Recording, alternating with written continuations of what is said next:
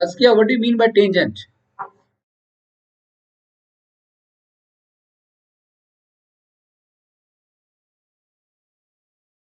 Excellent answer. That touches the circle at only one point. जैसे for example एक मैंने line segment एक line ली है पूरी सेगमेंट नहीं पूरी लाइन ली है और सर्कल को एक पॉइंट के ऊपर टच करके जा रही है तो this is basically known as what tangent tangent to the circle and circle is always be represented as COR, right? Talking about the circle with center O and radius R. तो यहाँ चार important theorem है 100% confirm है इन चार में से आपको एक आएगी राइट हो सकता है दो भी आ जाए लेकिन एक तो कंफर्म है ऑलरेडी पेपर मालूम है क्या है ऑब्जेक्टिव आंसर लिखना और पहली थ्योरम के आने के चांस 99% राइट लिखो the tangent at any point of a circle the tangent at any point of a circle is perpendicular to the radius. The tangent at any point of a circle is perpendicular to the radius to the point of contact. Prove it. To the point of contact, prove it. The tangent at any point of a circle is perpendicular, ये लिखवाया ना मैंने, is perpendicular to the radius to the point of contact. ये statement आप बहुत सारे questions के अंदर एज ए रीजनिंग भी लिखेंगे और ये अपने आप में वाइटल स्टेटमेंट है और इनफैक्ट थ्योरम है यानी कि the statement which requires proof. तो मैं इसका डायरेक्ट प्रूफ आपको बताने जा रहा हूं. How many of you already started with this topic in their school? Online classes तो चली रही हैं, किसी के यहाँ स्टार्ट हुआ ये टॉपिक?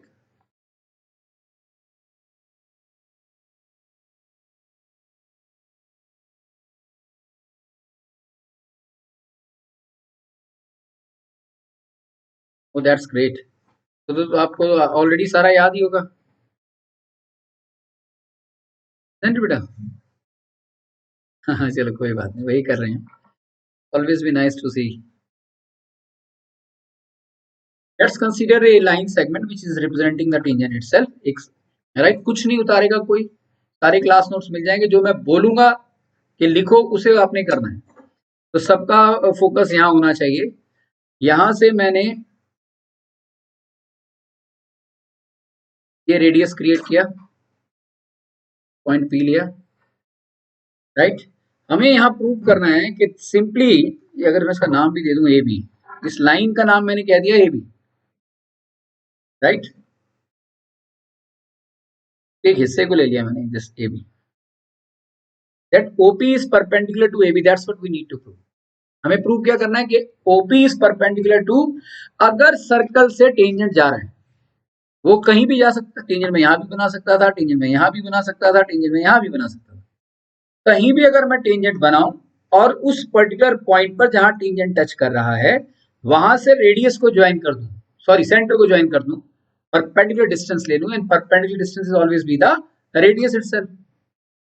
तो वो जो टेंजेंट है रेडियस के साथ हमेशा कितने डिग्री का एंगल बनाएगा? 90 डिग्री का. That is what we need to prove, right. तो हम चूंकि ये एक फंडामेंटल थ्योरम है तो उसका हम गिवन लिखेंगे. Given a circle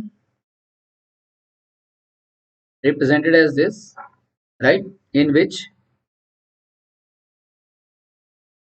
AB is its tangent touching the circle at P, right. To prove that OP happens to be perpendicular with AB, right. यहाँ हमें एक कंस्ट्रक्शन करनी होगी. Construction is always be a helping figure, right, which actually helps us to put up the final answer of the question. और ये helping figure होती है और ये हमेशा डॉटेड लाइन में क्रिएट करनी होती है. मैं इस पेन से डॉटेड क्रिएट नहीं करूंगा, वो थोड़ा टिल्ट हो जाती है लाइन, मेरे से डॉटेड हो नहीं पाती इससे. लेकिन कंस्ट्रक्शन को जो भी आप करेंगे तो हमेशा किससे करेंगे, आप डॉटेड लाइन से करेंगे। देखो इस टर्म में हम कंस्ट्रक्शन टॉपिक भी करने जा रहे हैं। ज्योमेट्री से रिलेटेड दो ही टॉपिक है, एक सर्कल ये वाला और दूसरा कंस्ट्रक्शन। और दोनों ही टॉपिक के लिए मैं आपको सिंसियर सजेशन दूंगा कि आपके पास दो किस्म की पेंसिल होनी चाहिए। एच बी पेंसिल को छोड़ दो, आप एक होनी चाहिए एच पेंसिल और एक होनी चाहिए 2H पेंसिल। ये दोनों इंजीनियरिंग पेंसिल है, आम स्टेशनरी की दुकान पर नहीं मिलेंगी। जहां से इंजीनियरिंग मटेरियल मिलता है वहां से आपको मिलेंगी। पेरेंट्स से कहना कि आपके लिए अरेंज कर दें। एच पेंसिल से आप फाइनल कंस्ट्रक्शन ड्रॉ करेंगे और 2H से हेल्पिंग कंस्ट्रक्शन करेंगे। क्योंकि as per the board norms अगर आपने कंस्ट्रक्शन का आंसर बिल्कुल ठीक भी दिया है, लेकिन ये डिफरेंशिएट होना पॉसिबल नहीं हो पा रहा कि कंस्ट्रक्शन क्या है और रियल फिगर क्या है, तो आपको 60% मार्क्स मिलेंगे वेटेज में। तो यानी कि डिजाइनिंग की भी वैल्यू है, प्रेजेंटेशन की भी वैल्यू है। एच जो है वो बहुत एक फेंट पेंसिल है और 2H हद से ज्यादा फेंट है। मतलब 2H ऐसी है कि अगर जिस पे स्पैक्स है उसे दिखेगा ही नहीं कि क्या ड्रॉ किया हुआ है। अगर स्पैक्स नहीं है तो स्पैक्स के साथ आपको क्लियर दिख जाएगा कि यस कि ये कंस्ट्रक्शन है और हेल्पिंग फिगर एच से करनी है। एच बी पेंसिल का यूज मत करना बोर्ड में खासकर। एच बी बहुत डार्क पेंसिल होती है, लेड फैल जाता है उसका और आपकी क्वालिटी आंसर को वो डिस्टर्ब कर सकता है, राइट। तो कंस्ट्रक्शन के लिए यहां पर मैं क्या करने वाला हूं, I am suppose to take a point. मैं यहां एक पॉइंट ले लेता हूं, क्यों, let I have consider a point क्यों, किस पे लिया मैंने ये, I taken this point on the tangent, right. A B जो टेंजेंट है उसके ऊपर पी एक पॉइंट तो ऑलरेडी है, लेकिन मैंने पी के अलावा भी एक और पॉइंट ले लिया and that is known as Q available on to the given tangent, right. And simply join कर दिया, ऐसे यहां से उसे लिया और यहां से ज्वाइन किया, राइट। तो ये ज्वाइनिंग कैसे होनी चाहिए मैं पहले ही बता चुका हूं, डॉटेड लाइन में होना चाहिए। और ये सर्कल को कट कर रहा है या नहीं, ये एक सर्कल को मान लिया भाई ये कट कर रहा है यहाँ आर पर, right. So construction is nothing but we need to consider a point Q on the given tangent and that point is other than the point of contact already available to us as P. Construction, take a point Q on AB other than P, right? Then proof. Can anybody out of both of you बेटा जी आपने किया हुआ है, तो आगे में क्या करना चाहिए। अब नाउ वेव कंस्ट्रक्शन मैंने जो किया है क्यों किया है, what is the significance of the same, आज किया कौन, what's the advantage of doing this construction. Proving by contradiction नहीं है बेटा, anyway it's a good try. अस्किया कैन यू टेल मी। हाँ हाँ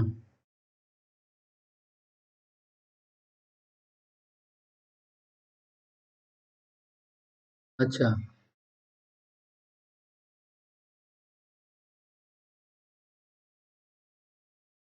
एक्सीलेंट आंसर, ठीक है बिल्कुल करेक्ट।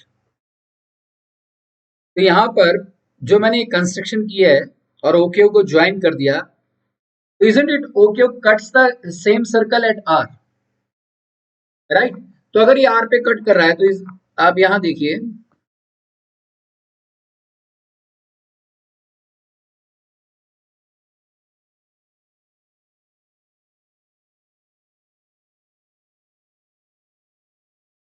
दैट ओ आर, मैं बहुत आराम आराम से बता रहा हूँ, टॉपिक की स्टार्टिंग है फिर मैं अपनी स्पीड को इंक्रीज कर दूंगा। isn't it OR is less than OQ, OR is less than OQ, और OP is definitely equal to OR, reason mention करना है, radii of the same circle, right. तो इससे क्या क्लियर हो गया हमें, आई होप ये समझ में आ गया। Then definitely OP is less than OQ, OP is less than OQ or not। तो मैं कह सकता हूं कि what is this OP, OP, this OP is shorter than any other line segment joining A joining the point O to any point available on AB। मैं जो बोल रहा हूँ इसे दोबारा रिपीट कर रहा हूँ, यहां तक क्लियर है ना? मैंने क्या कहा यहाँ के OP किससे छोटा है? OP is less then OQ। पक्का हो गया ना? OP less than OP। तो इसका मतलब क्या हुआ? ध्यान से सुन, देखो ये ना स्टेटमेंट का आंसर है। Statement has to be correct, quality statement लिखनी है। बहुत सारी क्वालिटी लिख दी तो हो सकता है एग्जामिनर आपको 4 में से 3 मार्क्स दे दे। तो जैसे आपने यहाँ साबित कर दिया कि ओपी डेफिनेटली OQ से छोटा है, तो हम कह सकते हैं कि OP is shorter than any other line segment joining O to any other point on AB। मेरा कहने ओ क्यू तो हमने लिया था, अगर मैं आप मान के चलो S ले लूं एक पॉइंट और मैं OS को ज्वाइन कर दूं, तो भी OP OS से छोटा होगा या नहीं होगा? अगर मैं T ले लूं और OT को ज्वाइन कर दूं, definitely OT is again greater than OP, यानी कि OP is less than OT। Agreed? तो इसका मतलब क्या हुआ कि OP has to be the shortest distance. OP क्या होगा?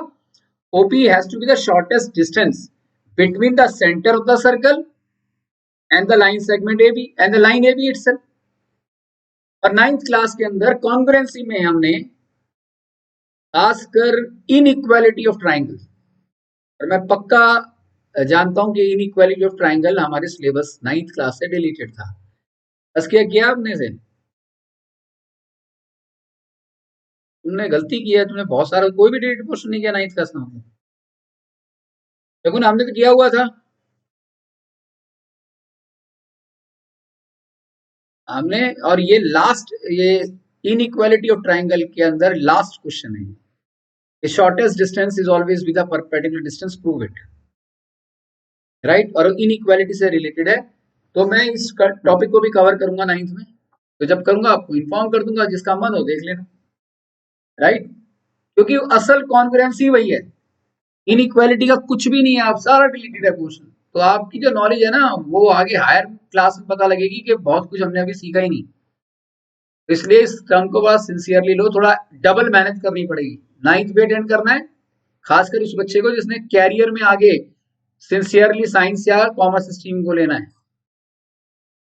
तो what I said over here कि भाई एस ले लिया मैंने, देखो आंसर हम रटेंगे, हर बुक में आंसर लिखा हुआ है।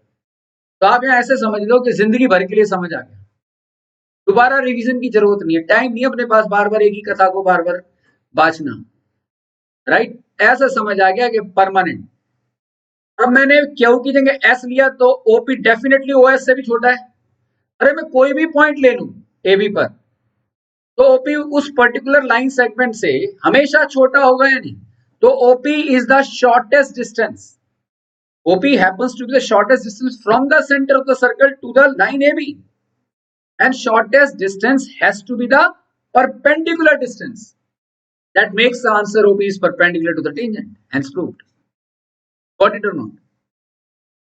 अब मैं जो जो जो कहा है मैं लिखवा रहा हूं इस बात को। hence, इसके बाद लिखिएगा hence OP is shorter than, hence OP is shorter than any other point, hence OP is shorter than any other line segment from the center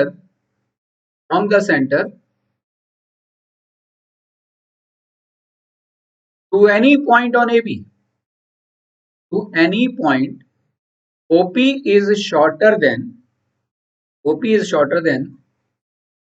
any other line segment, ये लिखवाया ना मैंने, joining the center to any point, joining the center to any point of AB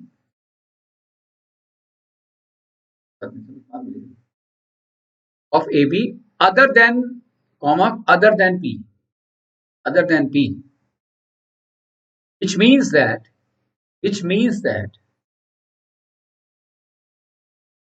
आराम से लिख ले, कोई बात नहीं, क्लास नोट से बाद में, which means that OP is the shortest distance, which means that OP is the shortest distance between the center of the circle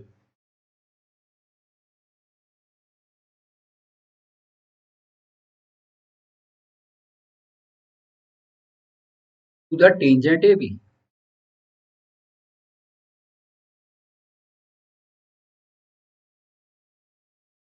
And we know that shortest distance happens to be a perpendicular distance. Shortest distance happens to be a perpendicular distance. Therefore, OP is perpendicular to AB. Therefore, OP is perpendicular to AB. बेटा जी clear हो गया? Perpendicular distance. Therefore, OP is perpendicular to AB. Is the answer of this theorem. कोई doubt भाई?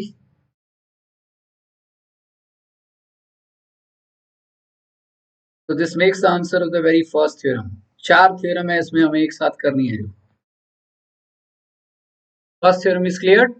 समझ में आ गया ना? आसान है. बस स्टेटमेंट केयरफुली लिखना है आपने बस इसका. अब हम जो नेक्स्ट थ्योरम कर रहे हैं वो इसका कन्वर्स है. तो कन्वर्स क्या हो सकता है? सोच लो क्या हो सकता है.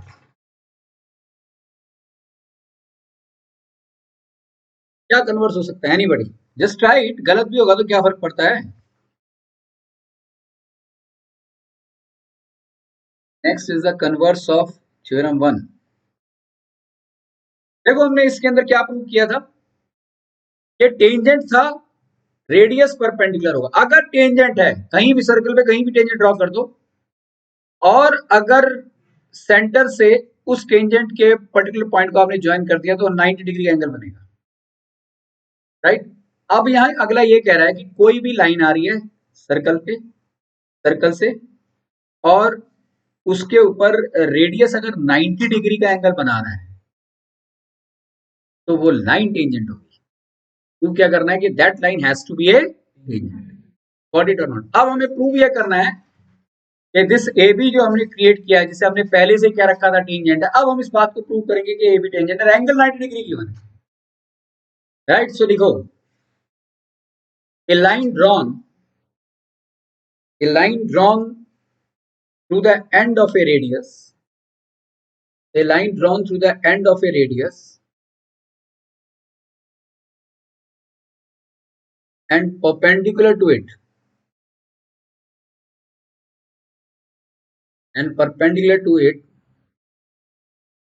always be a tangent to the circle. Always be a tangent to the circle. Prove it.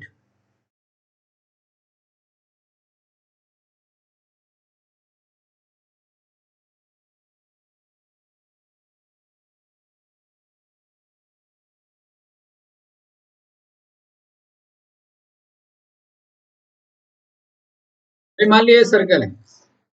Serious बेटा अभिनंदन. Don't law. क्या आप हंस रहे थे? डोंट प्लीज इस क्लास लीजिए. मैंने आपको देखा है तभी मैंने आपका नाम लिया. अदरवाइज में क्यों? जब ये सिद्धार्थ उठा then you laughed at him. अगर हो भी गया तो कोई बहुत बड़ा अपराध थोड़ी ना है. हंसना तो अच्छी क्वालिटी है भाई. इसमें आपकी बुराई थोड़ी ना कर रहा हूँ. राइट. लेकिन क्लास के दौरान सीरियस रहो. राइट. इतनी सिंसियरिटी होनी चाहिए. अगल बगल में क्या हो रहा है ना उससे भी आपका कोई मतलब नहीं है. इस सिंसियरिटी के साथ क्लास अटेंड करोगे तो आपको मैक्सिमम एडवांटेज मिलेगा. राइट. तो प्लीज इस बात को फोकस करो. कोई अपराध नहीं है हंसना. It's a very good character. आज की डेट में हंसता कौन है? Right. That's a good quality. तो किसी भी चीज को ना ईगो पे नहीं लेना चाहिए. तो अब हमें करना क्या है कि यहां पर हम एक लाइन ले लेते हैं और इस लाइन को हमने बेटा जी क्या प्रूव करना है.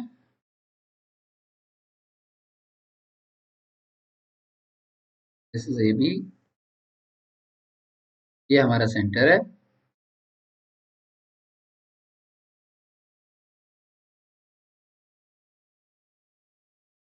This is O, this B, right. यहाँ जो गिवन है वो क्या लिखेंगे हम? What should be the given? A circle with center O and radius R, in which OP a radius, right? What should be written? आगे क्या लिखूं? In which OP is a radius. Tangent word use नहीं करना हो तो prove करना है. हाँ. And AB is a line, right, passing through P such that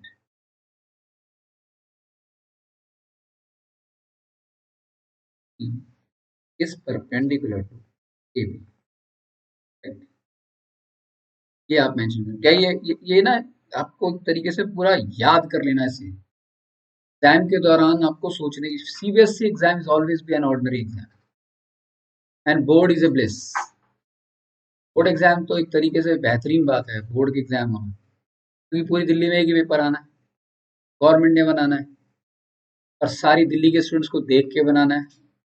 week, average, above average, below average, brilliant, सबको देख के पेपर बनाना है. और 90% पेपर 90 टाइम्स रिपीट हुआ होता है, राइट. कोई क्रिएटिविटी तो है नहीं खास. कॉलर ऊपर करने का टाइम मिल जाएगा, आपके अच्छे नंबर आ जाएंगे, आपके फुल मार्क्स आ जाएंगे और 12 में नाम आ जाएगा. अगर ये सीसी पैटर्न होता तो स्कूल के रिजल्ट को कौन पूछता है? बोर्ड में तो तुम्हें हाईलाइट करने का, एक तरीके से सेलिब्रिटी बनाने का मौका है. बोर्ड तो बोर्ड के लिए तो खुश होना चाहिए ना अगर बोर्ड के एग्जाम है तो. लेकिन बोर्ड के एग्जाम की तैयारी कर, एक तो नॉलेज लेना, उसकी तैयारी करने में जमीन आसमान का अंतर है. नॉलेज से चैप्टर खत्म होती, नॉलेज तो आ गई, लेकिन मार्क्स नहीं आएंगे. मार्क्स आएंगे प्रैक्टिस से. और बहुत सारे क्वेश्चन, अब सब्जेक्टिव पेपर है, मैं आपको पहले ही बता दूंगा कि ये क्वेश्चन आएगा. उस क्वेश्चन को आपने 10 बार अगर प्रैक्टिस कर रखा है तो वहां आपको सोचने की जरूरत नहीं है, आपकी उंगलियों को पता है क्या लिखना है, राइट. वो कहता है 9 मिनट में आंसर आना चाहिए, आपका 5 मिनट में आ जाएगा, मार्क्स कटेंगे ही नहीं. तो हमारा इस बार ये 100% टारगेट होना चाहिए कि 2 घंटे के पेपर को हमें कितनी देर में खत्म करना है. 120 मिनट्स का पेपर है, we should end it at most in 100 minutes.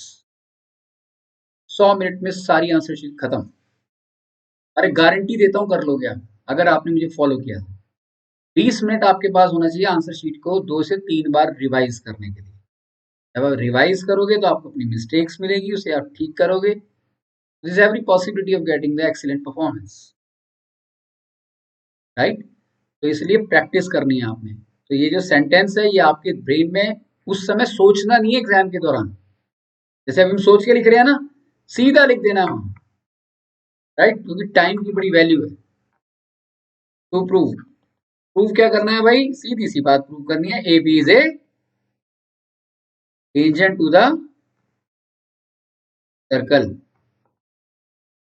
Construction, फिर मैं वही पॉइंट लूंगा क्यों.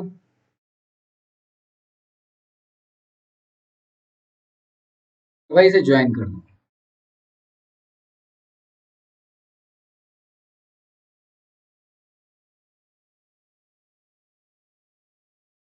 अब मैंने ये काम कर दिया. कंस्ट्रक्शन मैंने क्या किया, I have taken a point Q, right, which is different और different from this point P, right, और सिंपली ओ क्यू को ज्वाइन कर दिया. लिखूं या लिख लोगे? वाई टू वेस्ट टाइम, है ना. Construction, take a point Q other than P, join O Q, simply बात खत्म. अब मैंने ये कर दिया. अब मुझे सजेस्ट करो कैसे प्रूव करना है, सोचो.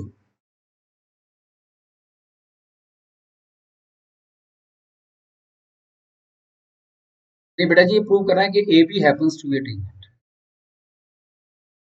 अब मैंने इस कंस्ट्रक्शन को कर दिया है, तो इस कंस्ट्रक्शन के थ्रू हम ये कैसे साबित करेंगे कि ए बी टेंजेंट है। सोचो, कोई बात नहीं, टेक योर टाइम। गलत भी है, कोई भी आंसर आए बताओ जरूर, एक्सट्रोवर्ट होना बहुत जरूरी है।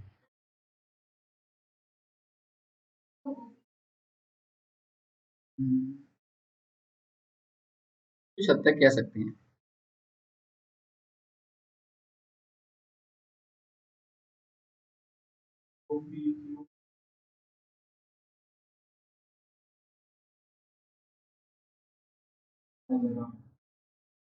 नहीं, वो नहीं करना है, anyway it's another good try. हाँ, आप बताओ अस्किया। हाँ शगुन बताओ।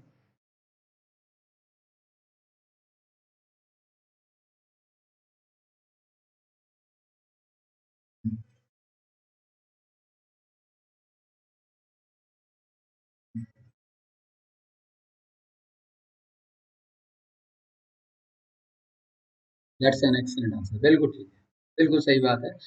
अब देखो, जो कहा गया है कि ओ क्यू को हमने ज्वाइन कर दिया, तो ये तो क्लियर है, फिगर को देखते ही पता लग गया ना कि OP is less than O Q, right. और OP is perpendicular to A B, OP is perpendicular to A B, that means OP is the perpendicular. क्या बात बताता है कि OP is the shortest distance, right, from O to A B itself. तो पक्की बात है, OP has to be less than O Q. अगर OP less than O Q है, तो इसका मतलब ये हुआ कि Q lies outside the circle. Q कहाँ लाई कर रहा है? It lies outside the circle, right or not? And hence we can say that every point on AB other than P lies outside the circle. So we are left with only one point that lies on the circle through which the line AB is passing. That makes the AB as tangent. खत्म, right or not? तो इस बात को मैं दोबारा repeat कर रहा हूं, Q lies outside the circle. इसके बाद लिखो, Q lies outside the circle, hence every point on AB and hence every point on AB other than P, and hence every point on AB other than P lies outside the circle, lies outside the circle,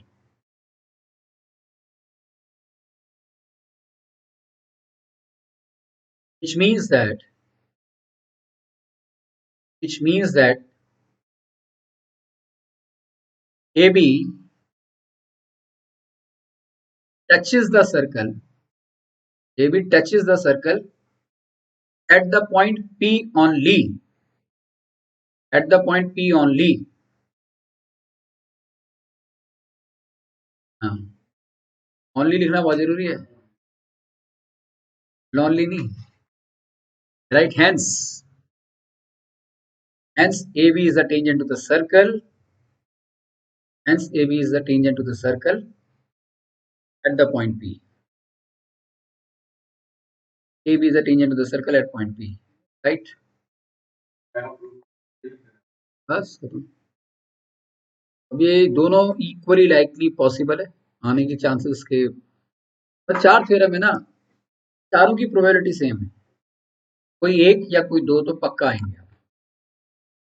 I hope ये बात clear हो गई आपको। ठीक है, अब next theorem समझते हैं, थर्ड थ्योरम। थर्ड थ्योरम को समझने के लिए पहले मैं आपको उसकी एक फिगर बनाता हूँ।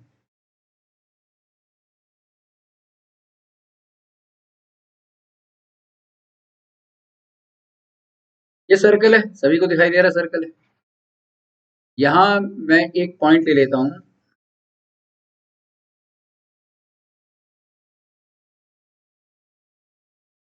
Let's consider I taken a point P, right. P lies inside the circle और आउटसाइड द सर्कल? सर्कल के अंदर है P या बाहर है? सर्कल के अंदर है। P is inside the circle और आउटसाइड द सर्कल,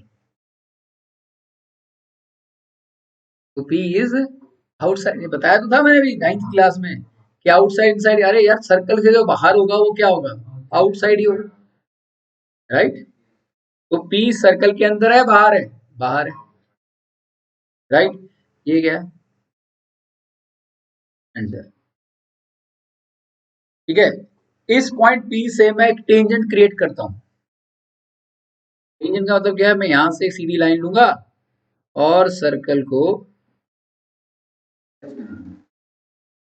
राइट। तो ये एक तरीके से मैंने एक रे ले लिया जो पी से ओरिजिनेट हो रहा है, और यहाँ एक काम और करता हूँ, यहाँ एक और ले लेता हूँ।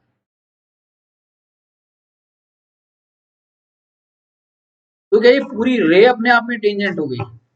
Yes obviously. इसे मैं यहाँ ए कह देता हूँ, यहाँ टच कर रहा है, इसे मैं बी कह देता हूँ यहाँ, राइट। तो जब कभी भी किसी एक्सटर्नल पॉइंट से आप दो टेंजेंट अगर ड्रॉ करोगे, सिंपल सी बात कह रहा हूं मैं हिंदी में, तो पी ए हमेशा बराबर होगा पीबी के, यानी कि the length of the tangents drawn from an external point two a circle always be equal. अगर पी ए की लेंथ 6 सेंटीमीटर है तो पीबी की भी क्या होगी? That's what we need to prove, this is the theorem. देखो, the length of tangents, the length of tangents drawn from an external point, the length of tangents drawn from, pretty clear हो रहा है बेटा सारा? The length of tangents drawn from an external point, drawn from an external point to a circle are equal, to a circle are equal, prove it,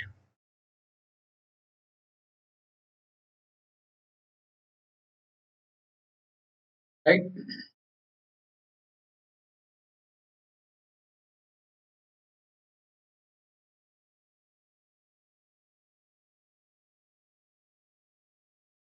Given, पहले figure बनाएंगे, इस circle in which he lies outside it such that A and PB are of its tangents, right? To prove, simple सी बात है, P A is equal to P B. तो यहाँ हम construction करेंगे। कंस्ट्रक्शन हम सिंपली क्या करेंगे कि हम यहाँ से इसे ज्वाइन कर देंगे, यहाँ इसे ज्वाइन कर देंगे, डॉटेड लाइन होनी चाहिए, और इसको ज्वाइन कर देंगे, right. Construction is simply join A B and O P, right.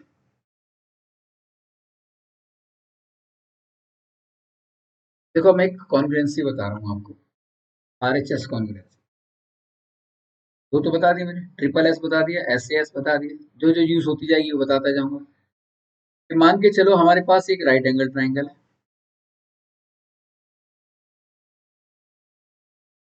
एक और दूसरा राइट एंगल ट्राइंगल है।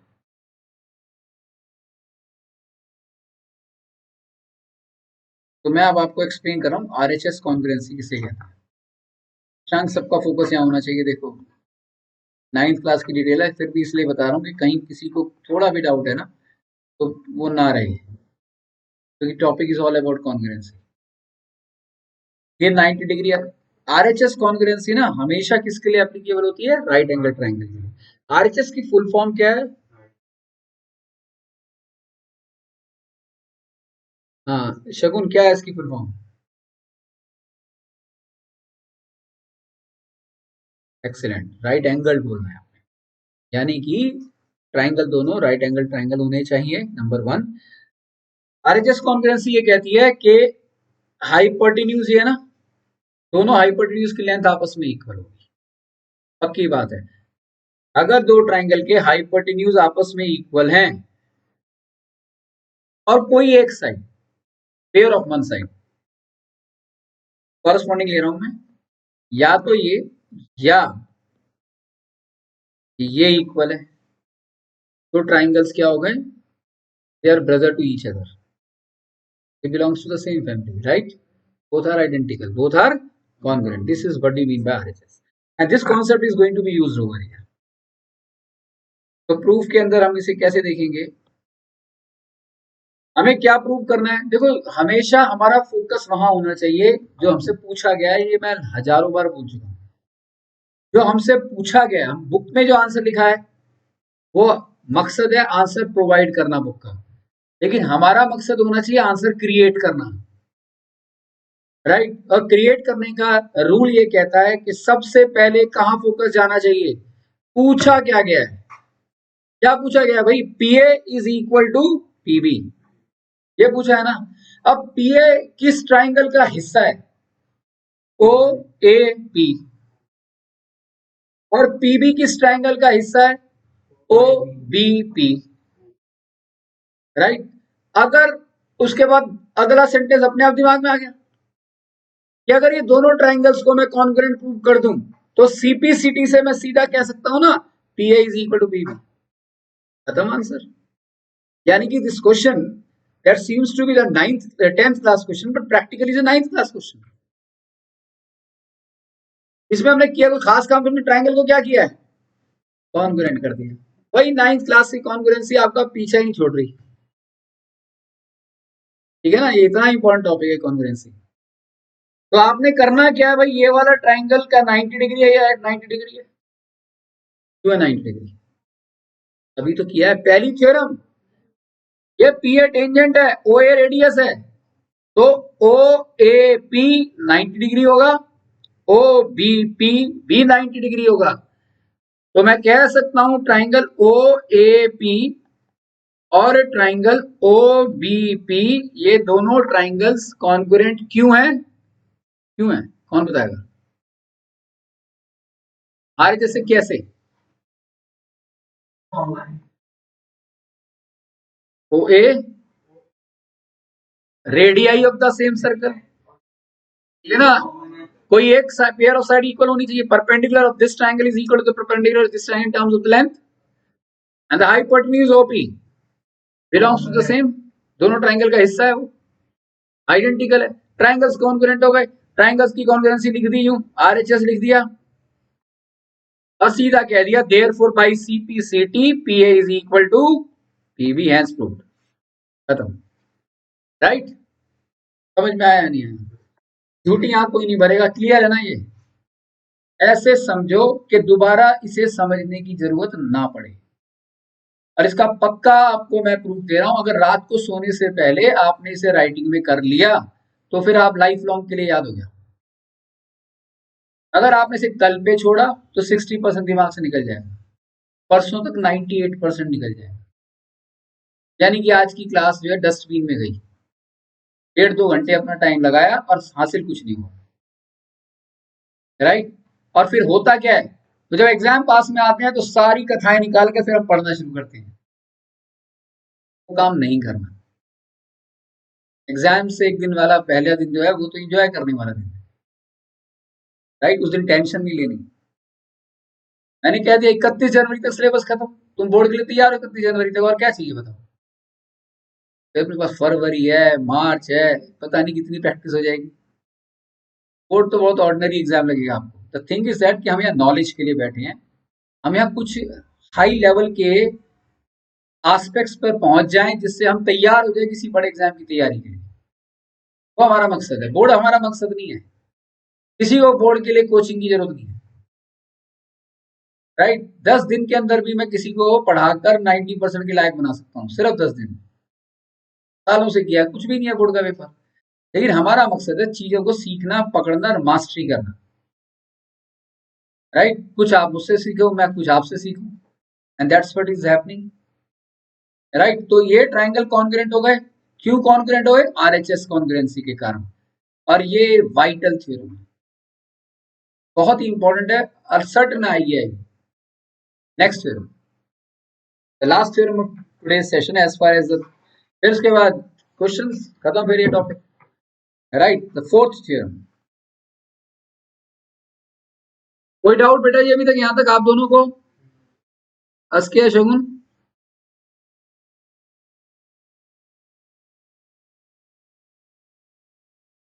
नेक्स्ट थ्योरम लिखो, if two tangents are drawn from an external point, if two tangents are drawn from an external point,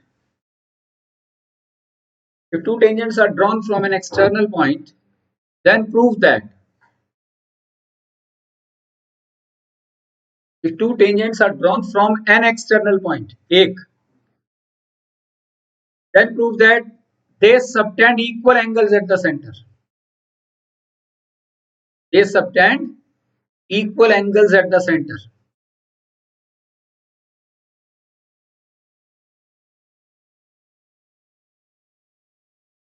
Right? And second, they are equally inclined. They are equally inclined to the line segment. They are equally inclined to the line segment joining the center. They are equally inclined to the line segment joining the center to that point. Joining the center to that point. ये जो theorem है इसके base पर height and distance, मैंने क्या लिखवा है, लिख लिया ना, they are equally inclined to the line segment, मैं खुद भूल गया आगे क्या था, they are equally inclined to the line segment joining the centre to that point, right, clear. ये जो थ्योरम है हाइट एंड डिस्टेंस का एक बहुत ही प्रोमिनेंट क्वेश्चन है वैल्यू से रिलेटेड, राइट, और उसमें ये थ्योरम एप्लीकेबल है और सर्टन है कि वो आपके प्री बोर्ड में आएगा क्वेश्चन, वैल्यून वाला एक क्वेश्चन है, राइट। प्री बोर्ड्स आपके सेकंड या थर्ड वीक ऑफ फरवरी से होंगे, एक भी क्वेश्चन गलत नहीं होना चाहिए अगर अभी से काम किया तो, let the teacher make as difficult as possible, right, आपका आंसर हमेशा सही आएगा। बस जो कहता जा रहा हूँ प्लीज राइटिंग में करना, कई नए बैठे हैं इसलिए मैं बार बार एक ही बात रिपीट कर रहा हूँ। तो अभी मैंने जो कहा उसको एक बार इस तरीके से समझते हैं, क्लियर बना रहा हूँ, राइट। यहाँ मैंने एक पॉइंट ले लिया बेटा जी, यहाँ से मैंने ये था ना कि if two tangents are drawn from an external point, वो एक्सटर्नल पॉइंट ये है, इधर ले लिया, ये एक टेंजेंट यूं ड्रॉ कर दिया, ये भाई सेंटर है, right. So let it be P, हम इसे पी लेते आ रहे हैं, इसे ए से बी, राइट। तो यहाँ में प्रूफ क्या करना है, first if two tangents are drawn from an external point then both the tangents subtend equal angle at the centre, यानी कि ये वाला जो टेंजेंट है सेंटर पे अगर एंगल बनाएगा तो उसके लिए हमें क्या करना पड़ेगा, हमें पहले तो एओ को ज्वाइन करना है, फिर हमको ओपी को ज्वाइन करना है। तो इस वाले टेंजेंट ने सेंटर के ऊपर ये एंगल बनाया या नहीं बनाया, तो tangent P A subtends an angle A P O A या A O P at the centre, right. और दूसरा अगर हम पीबी की बात करें तो भाई हम इसे भी ज्वाइन कर देंगे और ये वाला एंगल लेंगे,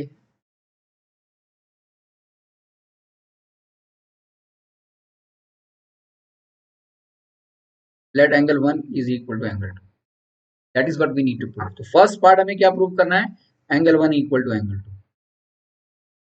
right. So if two tangents are drawn from an external point, then both the tangents subtend equal angle at the center. And the second sentence says that they are equally inclined. Both these tangents are equally inclined to the line segment joining the center to that point. Yani you need to prove 3 is equal to 4.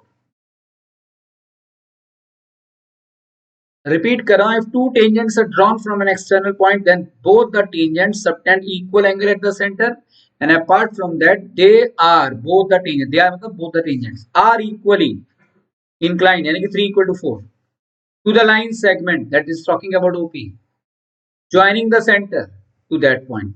and the line segment joining the center to that point happens to be OP. We need to prove 3 equal to 4, right? ये हमारा purpose है काम करने का। तो हमको 1 equal to 2, 3 equal to 4। अच्छा कृषांक बता 1 equal to 2। एक बात ध्यान रखो, अगर मैं पूछ रहा हूं ना तो कल्पना में भी मत सोचना कि मैं आपका टेस्ट ले रहा हूं। मैं आपको सिखाना चाहता हूं इसीलिए पूछ रहा हूं, राइट? कोई भी टीचर हाई फाई काम नहीं करता, कोई भी टीचर बहुत ऊपर नहीं होता। हम 20-22 साल 23 साल से पढ़ा रहे हैं, हमें तो रटी पड़ी है चीजें। हम कोई बहुत बड़ा काम थोड़ा कर रहे हैं, तुम पहली बार कर रहे हो, फर्क इतना ही है, राइट? इसलिए डरने की जरूरत नहीं है। बता क्या होगा 1 equal to 2 प्रूव करने के लिए मुझे क्या करना चाहिए? Think about it, think for a moment. अभिनंदन, कौन कौन सा ट्रायंगल? ए, बेटा जी क्या हमें ए पी ओ कहना चाहिए या ए ओ पी कहना चाहिए? Shagun, O A P. देखो पहला सेंटेंस ये था they are equally inclined, they subtend equal angle at the centre. तो हमें सेंटर की एंगल को इंपॉर्टेंस देनी है, तो हम इसमें लेंगे ट्रायंगल पी ओ ए और दूसरा ट्रायंगल लेंगे पी ओ बी। ठीक है इसके? बेटा जी ये दोनों ट्रायंगल को कॉन्ग्रुएंट कैसे करूं मैं? आरएचएस, आरएचएस यूज होनी चाहिए। देखो ये फंडामेंटल थ्योरम है, और फंडामेंटल थ्योरम का आंसर है ना एनसीईआरटी पर होना चाहिए। AP A equal to P B अभी तो प्रूव किया है। एस से एस भी नहीं, एस तो हम कर ही सकते हो, angles triple S, triple S हो गए। हाँ वेरी गुड, आ रहा है ना? देख P A equal to P B, अभी क्या? The length of the tangents drawn from an external point are equal. O A equal to O B, radii of the same circle. O P equal to P O common. कितना आसान है, देखा जाए तो ये भी 9th क्लास का question है। ना इनडायरेक्टली वी आर डूइंग ऐसे ट्रिग्नोमेट्री में प्रूविंग द आइडेंटिटीज। हमने क्या किया, वो 9th क्लास के पॉलिनोमियल्स को रिपीट कर रहे थे हम इन टर्म्स ऑफ ट्रिग्नोमेट्री। तो 9th is very vital class, 9th बहुत ही वाइटल सेशन है। ऐसे 11th 12th and 10th are application based except physics. Physics दोनों ही केस में बिल्कुल अलग है। तो भाई ये दोनों ट्रायंगल कॉन्ग्रुएंट हो गए भाई ट्रिपल एस, ये तो कर लोगे ना? ये इतनी मेहनत तो खुद करो। और ट्रायंगल्स कॉन्ग्रुएंट होती कहानी खत्म। 1 equal to 2, 3 equal to 4, thousand का टाइम कहते हैं भाई सीपीसीटी।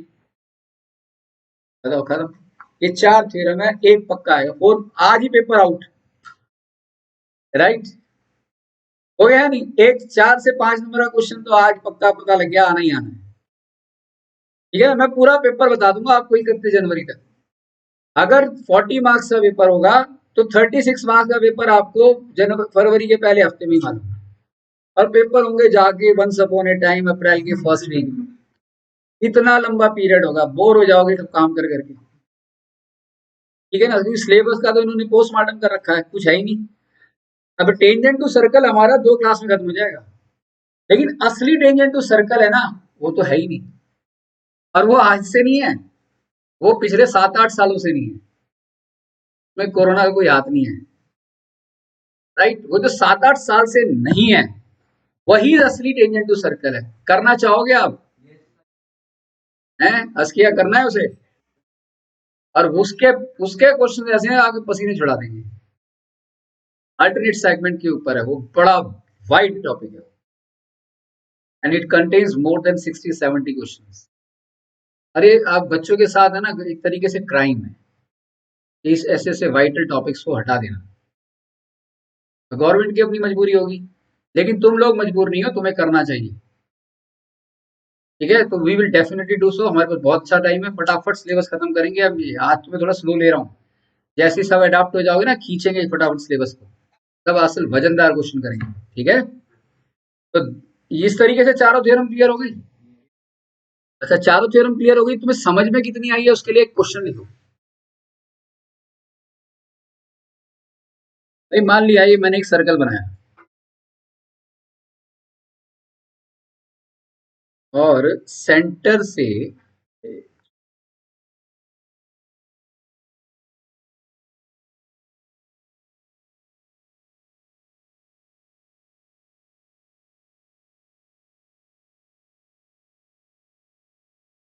एक पॉइंट मैंने पी लिया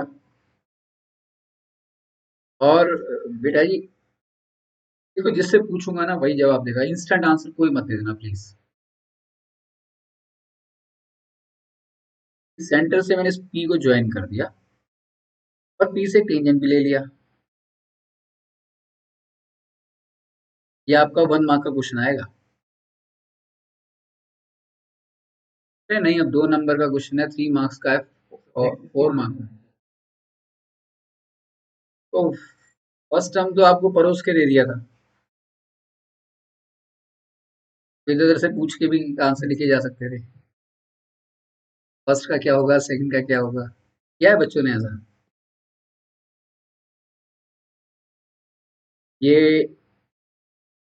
ये ये ओ क्वेश्चन यहाँ पर ये है कि ये जो ओपी है इसकी लेंथ गिवन है 10 सेंटीमीटर, राइट। और इस पीए की लेंथ गिवन है बेटा जी 8 सेंटीमीटर। और आपसे पूछ रहा है अगला कि रेडियस की लेंथ बताओ, क्या आंसर होगा। हाँ एक मिनट एक मिनट, हाँ अभिनंदन बता। सर पहले राइट एंगल प्रूफ करेंगे ट्रायंगल को, फिर उसके बाद प्रूव करने की जरूरत नहीं, सीधा कहेंगे भाई ये 90 डिग्री का होता है, ये हमें मालूम है। फिर आगे जगह से निकल जाएगा। 6 centimetre. The square of the hypotenuse is equal to sum of the square of the other two sides. So 10 square is equal to OA square plus for ordinary question, but a very important question.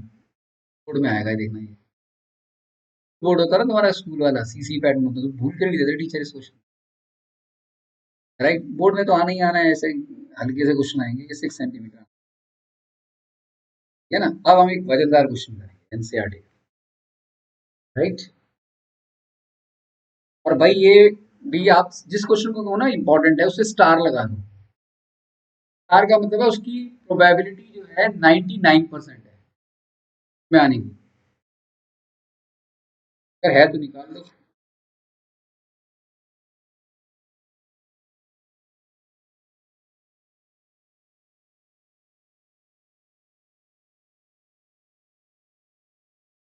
Page number आ जाइए आप, 212 होगा जिसके पास NCERT है।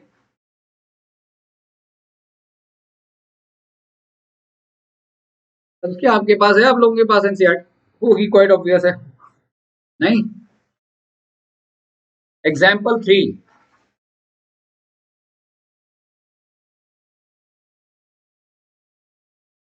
Page number 212, example 3। इसको note कर लो, इसे ये homework है। भूल कर भी इसका आंसर आप नहीं देखेंगे, खुद से निकालेंगे इसे।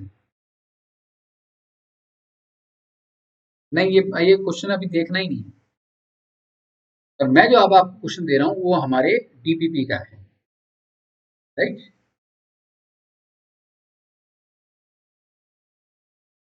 ये डीपीपी आप डाउनलोड कर लेना, मैंने उसको उस पर डाल दिया है व्हाट्सएप ग्रुप के, वो सॉरी बैच में, हाँ, इसमें नहीं, बैच के अंदर डाला हुआ है।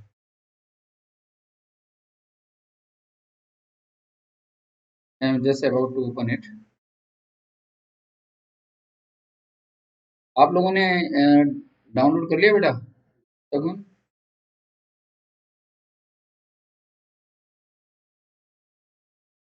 आप मालूम नहीं था ना, क्वाइट ऑब्वियस मैंने बताया भी नहीं था।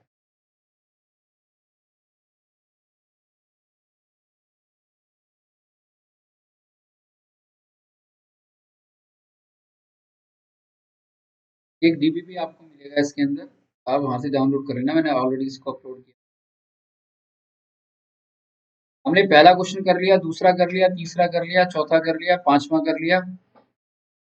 अब हम 6 क्वेश्चन की तरफ जा रहे हैं। 6 question is example 3 with different values. तो अगर आपको ये समझ आ गया तो उसे आप खुद निकालेंगे, ठीक है ना।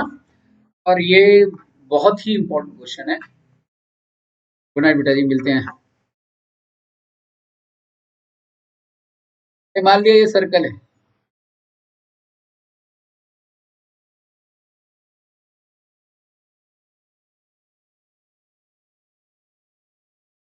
let's consider that this is a circle. In the given figure AB is the chord. Chord क्या होता है, आप आपको बताइए सबको। ये chord ले लिया मैंने, AB is the chord of it, who happens to be the center. The length of this AB, the length of this AB happens to be 9.6 centimeter.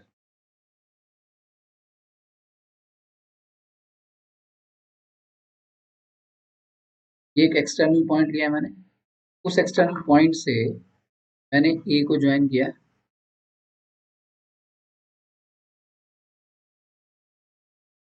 यानी कि एक तरीके से टेंजेंट मैंने लिया है यहाँ ए बी से।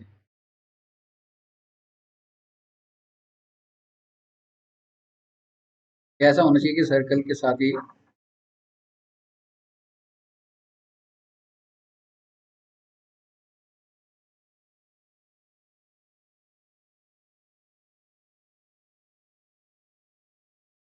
in this given figure AB is the chord, chord AB is acquired with the length 9.6 centimeter of this circle and the radius of this circle is 6 centimeter. ये रेडियस हो गया ना, ये 6 सेंटीमीटर। ये figure आपको बनी बनाई मिलेगी। The tangents at A and B intersect at P. Find the length of PA. Question है, find the length of PA की लेंथ को बताओ। इसमें हिंट आपको यही दूंगा कि हम P से O को ज्वाइन कर देंगे।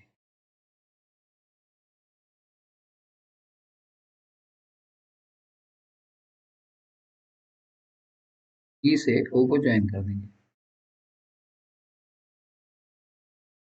राइट। और मान लिया P है, हम ले लेते हैं ब्रेन इंटरसेक्ट कर।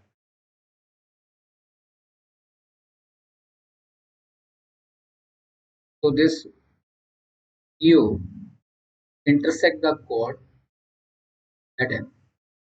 ये हिंट है, या हम कह सकते हैं कंस्ट्रक्शन एक तरीके से।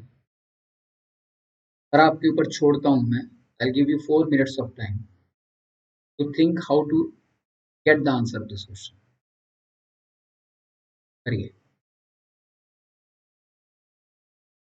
मैं तो कराऊंगा ही कराऊंगा, but you should do on your. PA की लेंथ निकालनी है बेटा जी, पीए लेंथ पीए।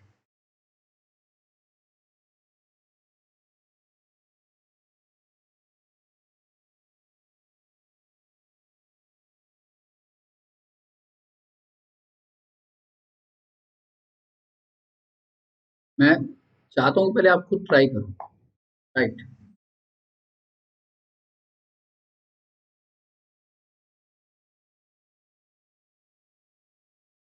अच्छा, जो निकालना है ना पीए का, सिंप्लीफाई करने के लिए आपको और हिंट देता हूँ। मान लिया ये पीए एक्स है,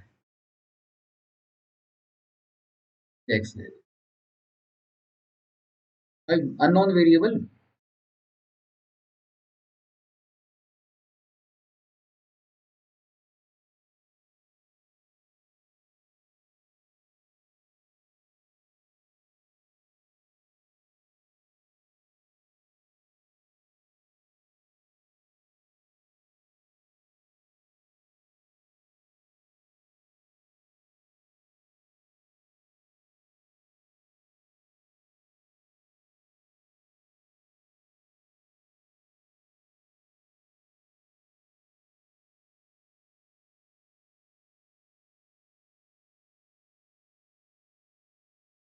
एक्स, यस, क्यों है, वाई, यस, बिल्कुल ठीक कहा आपने। और ये एक अपने आप में पहला स्टेप होगा। एक्सेलेंट अभिनंदन, गुड। बिकॉज जो लाइन है तो उसको 90 डिग्री पे बाइसेक्ट कर रही है। कर रही है, लेकिन क्यों कर रही है?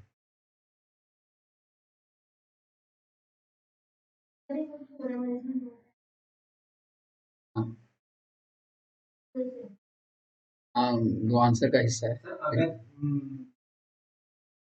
अगर ये बाइसेक्टर है तो हमारे पास इसको अगर हम ए बी की लेंथ को हाफ कर देंगे तो हमारे पास ए एम की लेंथ आती है 4.8 है। 4.8। फिर उसके बाद वेरी हम गुड। जो ट्रायंगल ए एम ओ है उसका वो निकालेंगे, ए एम की नहीं सॉरी ओ एम की लेंथ। अच्छा, फिर फिर उसके बाद हम सर जो ट्रायंगल ए ओ एम है उसके साथ सेम करेंगे और उसके बाद जो हमारे पास पी एम और एम ओ की लेंथ आएगी उसको। तीन आंसर दे रहा। Very good, I am very impressed.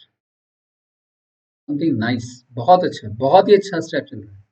उसके बाद सर हम पी एम और एम ओ की लेंथ को ऐड कर लेंगे तो हमारे पास ट्रायंगल पी और ओ में सिर्फ ए वो निकालना होगा जी पी, तो पाइथागोरस से निकल जाएगा। फैबुलस आंसर, एक्सीलेंट अभिनंदन, क्या बात है, बिल्कुल प्रोसेस सही, यही चाहिए था। हाईली इम्प्रेस्ड, मेहनत कर, वही नहीं करता है, अगर तू करे तो पता नहीं क्या कर सकता है। तो one of the most typical question है पूरी है इस चैप्टर का, बाकी सारे बकवास क्वेश्चन है इसके, आसान है। यही क्वेश्चन है जो दमदार है। इसको करने के दो मेथड है।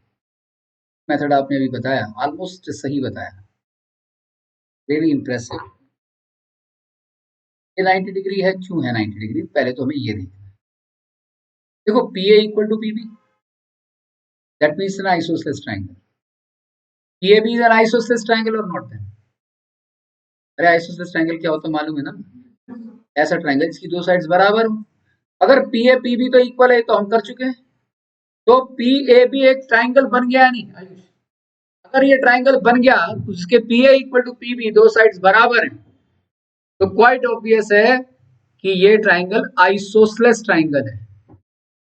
और आइसोसेलेस ट्राइंगल के अंदर हम 9th क्लास में देख चुके हैं, the line drawn from the vertex of A isosceles triangle, right, not only bisect the vertical angle, ये ना केवल इसको दो इक्वल पार्ट्स में डिवाइड कर रहा है, but it also acts as a perpendicular bisector to the base. तो ये जो पीएम है, ये जो पीओ पास कर रहा है यहां से, तो ये 90 डिग्री का एंगल बनाएगा और ये हो जाएगा 4.8 सेंटीमीटर, ये भी हो जाएगा 4.8 centimetre. Please logic he catch करना, आंसर हर बुक में अवेलेबल है। हमको क्या चाहिए, मैं हमेशा से ये कह रहा हूं, एक्स चाहिए ना, ये चाहिए, राइट? तो पीए कौन से ट्राइंगल से मिल सकता है?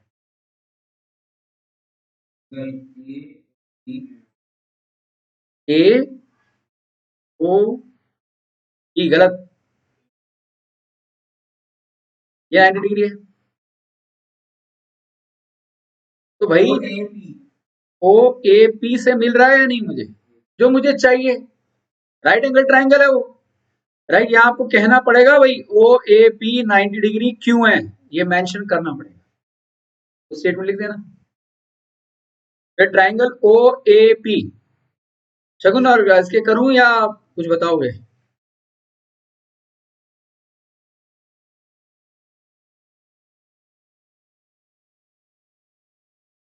ग्रेट, अच्छा, क्या आंसर है बेटा?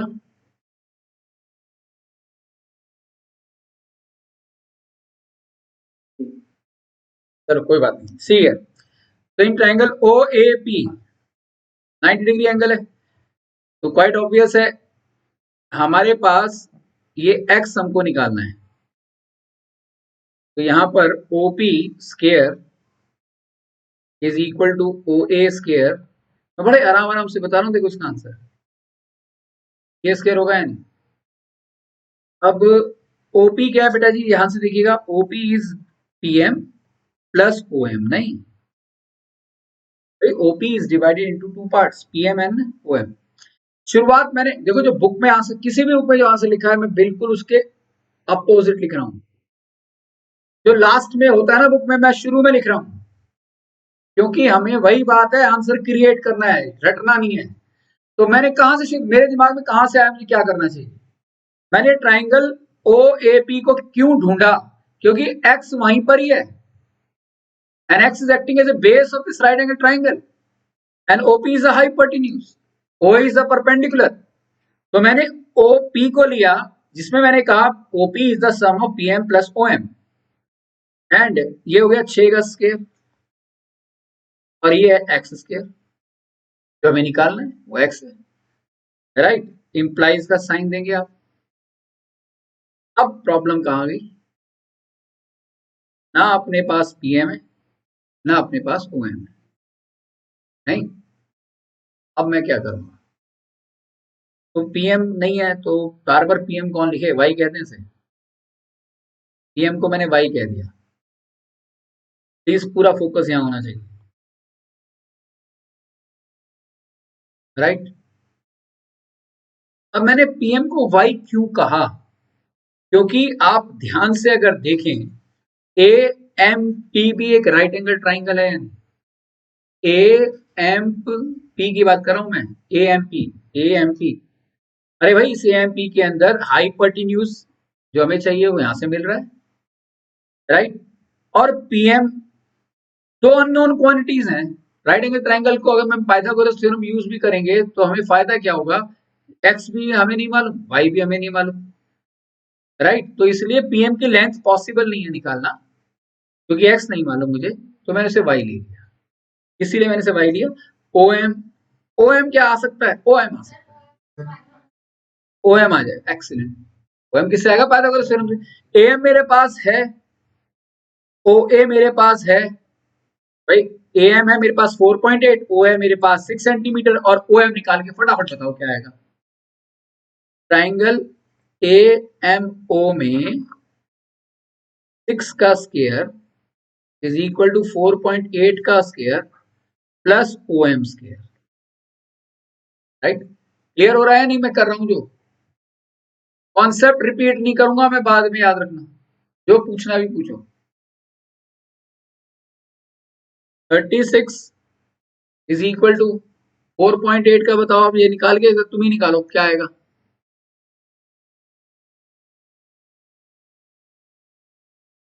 काम क्यों नहीं करें, कैलकुलेशन से तो मैं भी थोड़ा अवॉइड करता हूँ, आलस आ जाता है कैलकुलेशन करने में इस उम्र में। ओ एम को मैं यूं लिख दूं, this happens to be what, 6 का स्क्वायर माइनस 4.8 का स्क्वायर, तो O M square can be written as 6 plus 4.8, smart work करो ना, काम ही खत्म, राइट। तो ओ एम स्क्वायर कितना आ गया, ये हो गया भाई 10.8 इंटू, ये कितना आएगा 1.2, राइट। जरा इसको मल्टीप्लाई करके बताना क्या आया, 108 को 12 से कर दो, 96, 12, 12.96, आई एम नॉट रॉन्ग, ये जो सब मल्टीप्लीकेशन आएगा 12.96 आएगा, तो और ओएम क्या हो जाएगा, square root of 12.96, and square root of 12 point, अब स्क्वायर रूट निकालना है इसका, 12 इसके करीब है 3 के, 3 इंटू 3 9, 4 इंटू 4 इज 16, राइट। तो ये 3 और 4 के इन बिटवीन होगा, राइट। तो 3 एंड 4 के इन बिटवीन 3.2, 3.3, 3.4, 3.6, 3.6 को अगर 3.6 से मल्टीप्लाई करेंगे तो क्या आएगा, जरा देखना,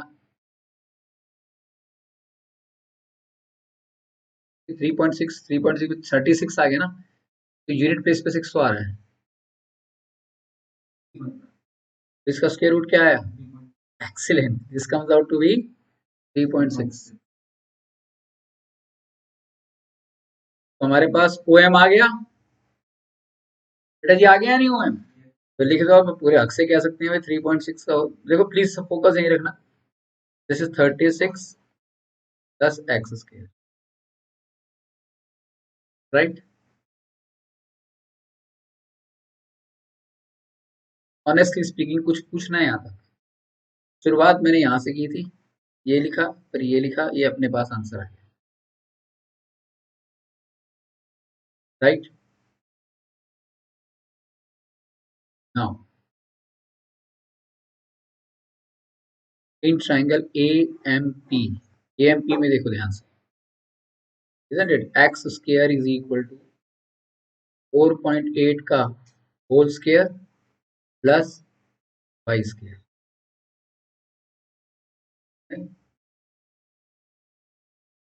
देखो यहाँ पर अगर इस एक्सप्रेशन को आप देखेंगे तो यहाँ दो वेरिएबल हैं y और x, है ना, दो वेरिएबल। तो मैंने एक्स स्क्वायर को ऐसा लिखकर एक्स स्क्वायर को मैं वाई स्क्वायर की फॉर्म में लिख सकता हूँ। Let it be first, let it be second, substitute is यही लिखेगा भाई, सब्सटीट्यूट सेकेंड इन वन। तो मैंने क्या किया, वन को पूरा वाई में ही कन्वर्ट कर दिया, तो वाई में कन्वर्ट करके वाई निकालना आसान हो गया, राइट। तो वाई प्लस 3.6 का whole square is equal to 36 plus X square की पूरी वैल्यू पुट कर दी मैंने, 4.8 का whole square plus Y square. भाई क्लियर है या नहीं? इस एक्स स्क्वायर में मैंने ये पुट कर दिया। अब ध्यान से देखो, वाई आ सकता है, पॉसिबिलिटी है नहीं वाई की पाने की? हाँ शगुन क्लियर है? आप लोग क्लियर है बेटा जी? किसी को कुछ पूछना है यहाँ तक? अब इसके बाद की मजदूरी आप करो, निकालो भाई। अब लेबर वर्क है ना, ये आपको करना है।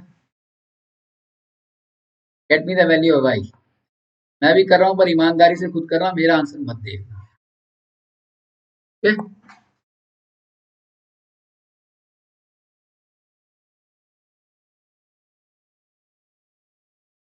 ये बेटा जी वो गलत है, देखो कहाँ गलती हुई, कोई कैलकुलेशन मिस्टेक हुई है आपसे?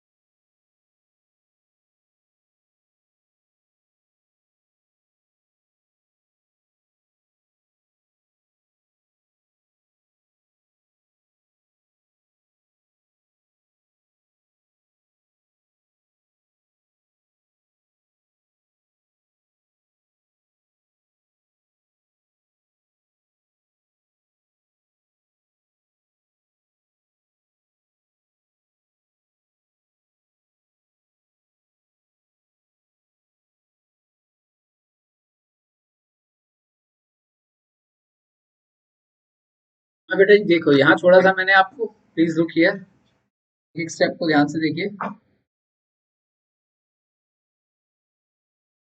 आई लेफ्ट यू हियर,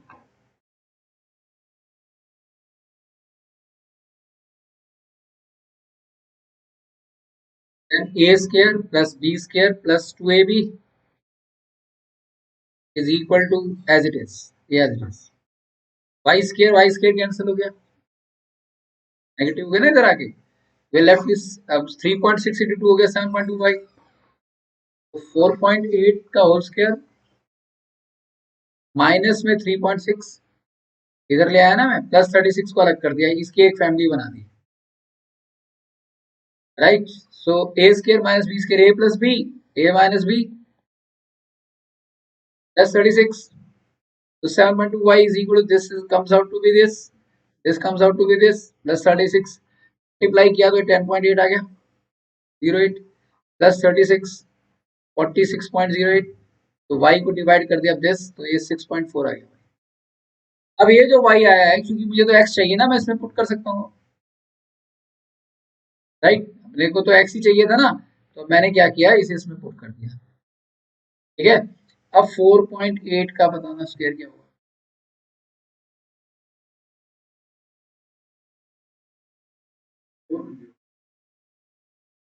4.8 का स्क्वायर 23.04, वेरी गुड, और 6.4 का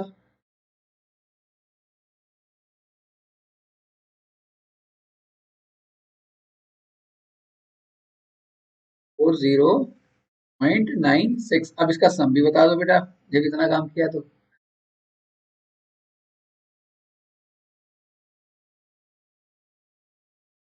इन दोनों को ऐड करके क्या है, 4 एक्स कितना है, एक्स कितना है,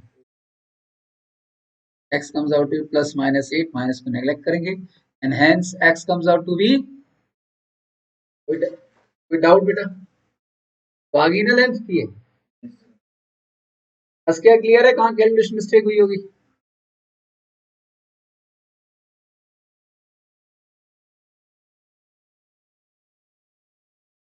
अपेलो कोई बात, हाँ नाइस, ये आनी थी यहाँ से, भाई क्लियर है, चलो सर तो क्लास में आप समझ में आया ना कैसे करना है। और ये अगर बोर्ड एग्जाम में आया तो देखो हमने कितनी मारा मारी करी है इसके अंदर, नहीं, और चूंकि आएगा क्वेश्चन, और 95% से ऊपर चांस है कि वैल्यू भी यही होगी, वैल्यू भी यही होगी, पक्का बता रहा हूँ मैं, 23 साल से बढ़ा रहा हूँ, मुझे एक्सपीरियंस के व्याप पे बता रहा हूँ। क्या वो एनसीईआरटी वाला क्वेश्चन होगा, एनसीईआरटी वाले के चांस 99.99% है, उसको तो आंसर भी याद करके चले जाना, राइट। तो मैं कह दे रहा हूँ सीबीएसई क्या है, it's very ordinary exam, right, to make you hero, that's it. इसलिए जरा सी भी दर्द तो खत्म, पर ऑलरेडी आउट, राइट, मैं इलीगली आउट नहीं कर रहा, एक्सपीरियंस के साथ कर रहा हूँ, क्लियर है। तो समझ में आ गया कैसे करना है, लेकिन this method should never be done. मैं जो कहना चाह रहा हूँ, इस क्वेश्चन का आंसर ऐसे मत निकालना, बहुत टाइम खा जाएगा, है या नहीं है सर, जो ना हम हर कैलकुलेशन को याद करेंगे यहाँ पर, मैथ से कोई एसएससी थोड़ी ना है। आप ऐसा भूल कर भी मत करना, आप इसके अंदर एक स्मार्ट वर्क करना है, और वो स्मार्ट वर्क है बेटा जी, एक्सीलेंट आंसर, सिमिलैरिटी करके, सिमिलैरिटी किया विद इन थ्री सेंटेंस में आंसर आएगा। और सिमिलैरिटी क्या करेंगे यहाँ पर, जो कि एनसीईआरटी में भी गिवन है, कि हम कौन सा ट्राइंगल लेंगे, I am concern about the triangle P M A, ये हम एक राइट एंगल ट्राइंगल है या नहीं, और ट्राइंगल ए एम ओ, ये भी एक राइट एंगल ट्राइंगल है, and my objective is to prove both the triangles to be similar, ये दोनों ट्राइंगल सिमिलर हैं, ये प्रूव करना है। तो यहां पर मैं लिखूंगा in this and this, I want these two triangles to be similar, क्या करके दिखा सकते हो, इन दोनों ट्राइंगल्स को सिमिलर करके बताना कैसे होंगे ये सिमिलर।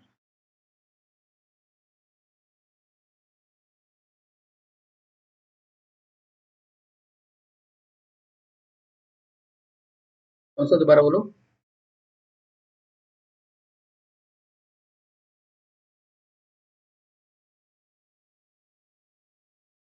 ओ एम ए और ओ ए ई को सिमिलर करना, वो भी कर सकते हैं, वो भी कर सकते हैं, लेकिन अगर इसे करना हो तो क्या करेंगे।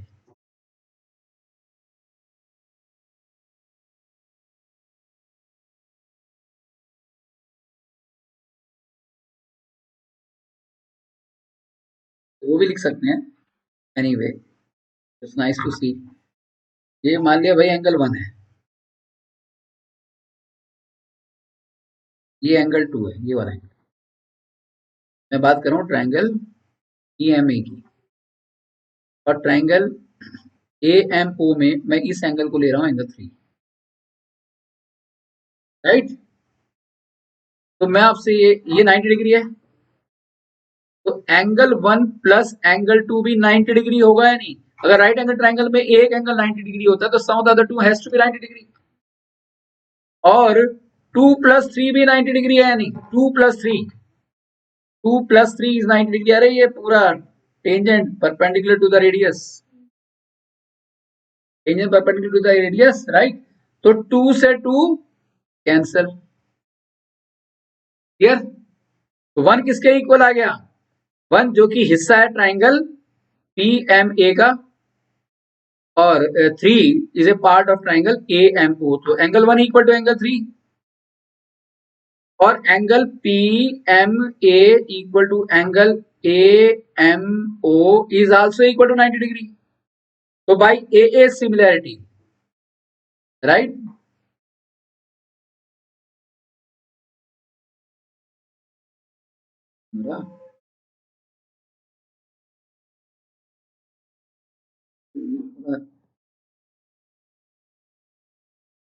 नाराज हो गया शायद, ऐसे काम कर रहे हैं, थोड़ा भी रेस्ट नहीं दे रखा। हटाऊं उसे, क्लियर है ना यहाँ तक। भाई इसको ना मैं इस फिलहाल ऐसे हटा देता हूँ, राइट। तो ये दोनों ट्राइंगल्स क्या हो गए बेटा जी, E M A is similar with triangle A M O by A similarity. Once the triangle are similar, corresponding sides are proportional. ये हमने फर्स्ट में पढ़ा है, अगर ट्राइंगल सिमिलर होते हैं तो कॉरेस्पॉन्डिंग साइड्स क्या होती हैं, प्रोपोर्शनल होती हैं। तो यहाँ कौन कौन सी साइड ले रहा हूँ मैं, हाइपोटेन्यूज ले रहा हूँ। इस ट्राइंगल का हाइपोटेन्यूज क्या है, P A. Hypotenuse upon hypotenuse लूंगा, P A, right, upon O A, right, is equal to perpendicular A M upon perpendicular O M. इस ट्राइंगल का परपेंडिकुलर ये दे दिया मैंने, राइट। तो hypotenuse upon hypotenuse is equal to perpendicular upon perpendicular, right और not, right. So P A मैंने X ले रखा है, ये X, P A is X. O A है अपना 6, गिवन है। A am already 4.8।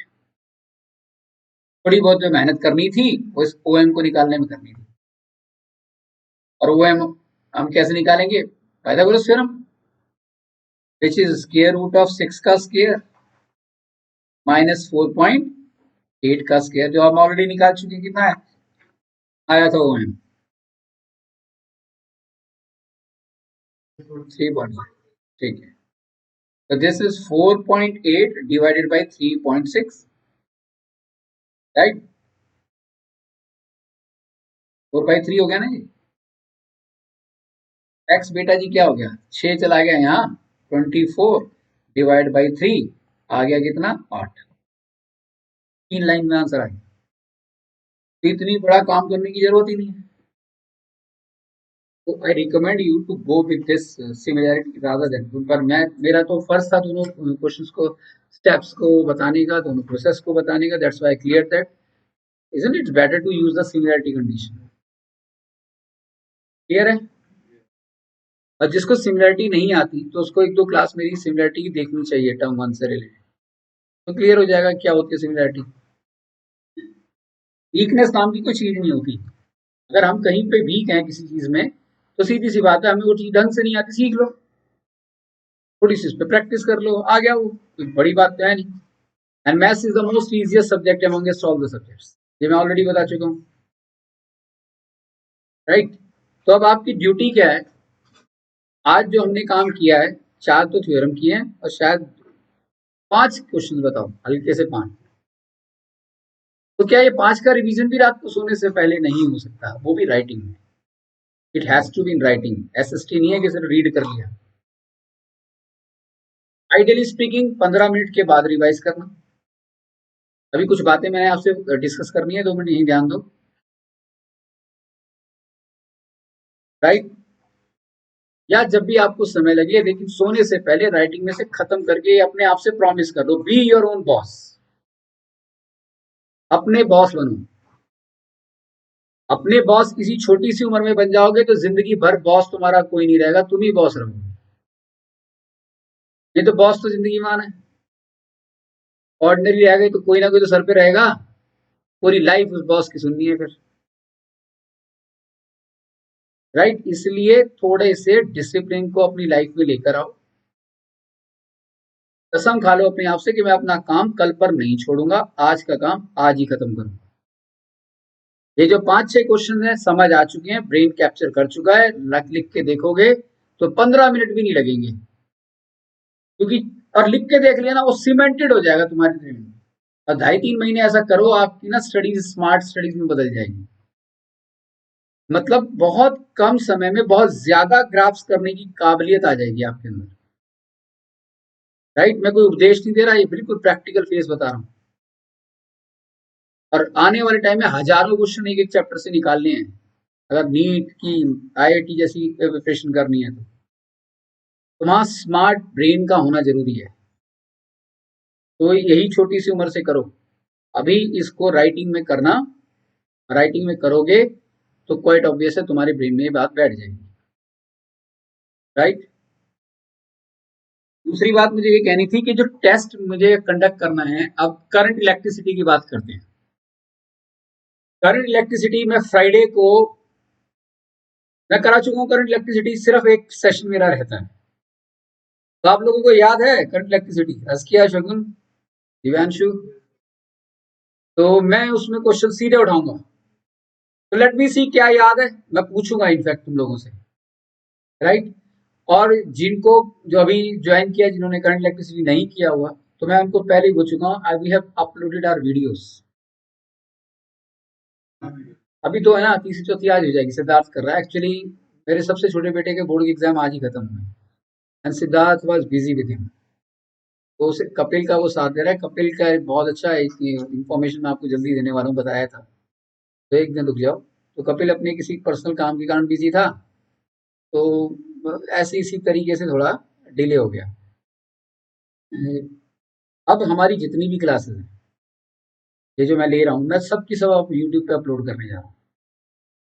There something very nice has happened to us in our life.